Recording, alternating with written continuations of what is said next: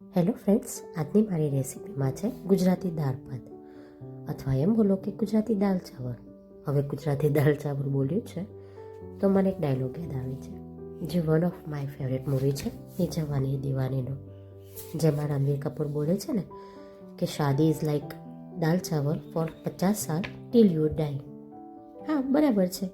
જેમ દાળ ભાત આપણા રોજના જીવનમાં કમ્ફર્ટ ફૂડ છે, જે હોય જ આપણા રોજના મેનુમાં, ક્યારેક જ આપણે સ્કીપ કરતા હોઈએ છીએ, એમ મેરેજ પણ આપણી લાઈફનો long term stable and comforted commitment છે. આની રેસિપી સિમ્પલ છે. આમાં તુવેરની દાળ જોઈએ. બાફતી વખતે સિંગના દાણા અને મીઠું હળદર નાખ્યું છે.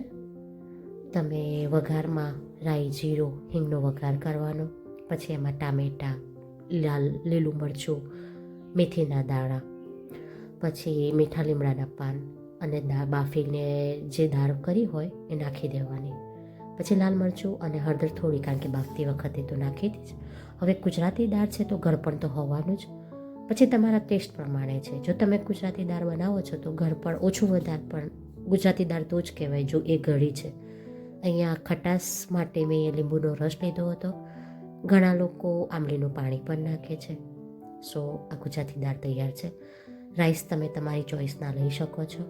જો તમને મારો વિડીયો ગમે તો લાઈક, શેર એન્ડ સબસ્ક્રાઈબ કરજો. Thank you. એન્જોય.